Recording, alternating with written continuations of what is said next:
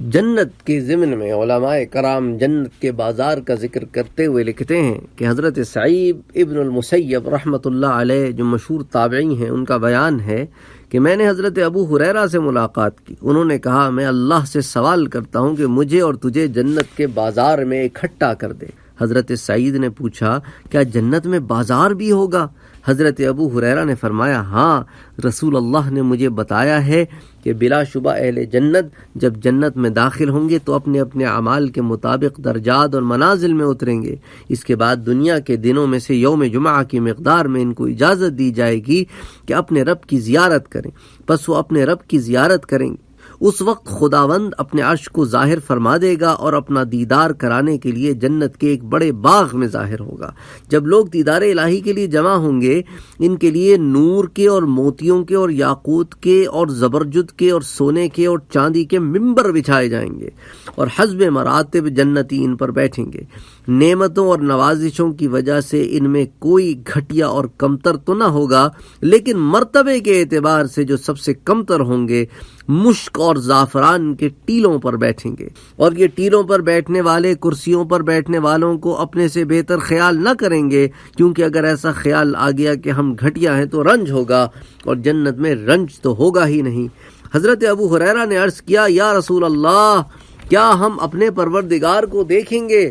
فرمایا ہاں، کیا سورج کو اور 14ویں رات کے چاند کو دیکھنے میں کوئی شبہ ہے؟ ہم نے عرض کیا نہیں۔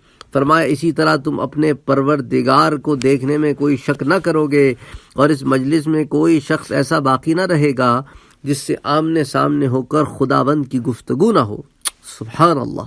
یہاں تک کہ حاضرین میں سے بعض کو مخاطب کر کے اللہ فرمائے گا کہ اے فلاں کے بیٹے فلاں، کیا تجھے یاد ہے کہ فلاں دن تو نے ایسا ایسا کہا تھا؟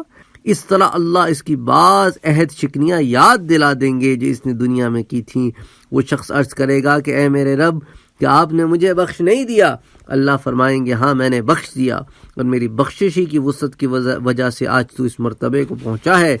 سب لوگ اسی حال میں ہوں گے کہ ایک ابر آئے گا اور ان پر چھا جائے گا اور ایسی خوشبو برسائے گا کہ اس جیسی خوشبو انہوں نے کبھی نہ پائی ہوگی۔ خداوند کا ارشاد ہوگا کہ اٹھو اور اس چیز کی طرف چلو جو میں نے تمہارے اعزاز و اکرام کے لیے تیار کی، اور جو چیز تم کو پسند آئے اس کو لے لو۔ پھر ہم ایک بازار میں آئیں گے جس کو فرشتوں نے گھیر رکھا ہوگا۔ اس بازار میں وہ چیزیں ہوں گی کہ ان جیسی چیزوں کو نہ آنکھوں نے دیکھا ہوگا، نہ کانوں نے سنا ہوگا، نہ دل پر ان کا گزر ہوا ہوگا۔ جس چیز کو ہمارا جی چاہے گا ہم اٹھا لے جائیں گے، اور یہ سب کچھ بغیر مول تول اور بغیر قیمت کے ہوگا، کیونکہ وہاں نہ بیچا جائے گا نہ خریدا جائے گا۔ سلسلہ کلام جاری رکھتے ہوئے ارشاد فرمایا کہ اس بازار میں جنتی ایک دوسرے سے ملاقات کریں گے۔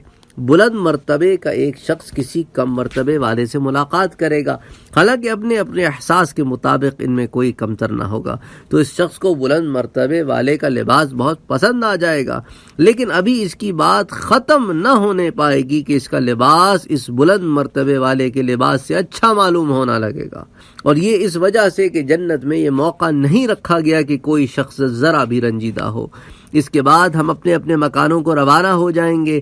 وہاں پہنچنے پر ہماری بیویاں استقبال کریں گی اور مرحباً و اہلاً کے بعد کہیں گی کہ تم اس حسن و جمال کو لے کر واپس ہوئے ہو جو کہ اس وقت تھا جب کہ تم ہم سے جدا ہوئے تھے۔ ہم جواب میں کہیں گے کہ آج ہم نے اپنے پروردگار کے ساتھ ہم نشینی کی عزت حاصل کی ہے اور ہم اسی شان کے ساتھ آنے کے لائق ہیں۔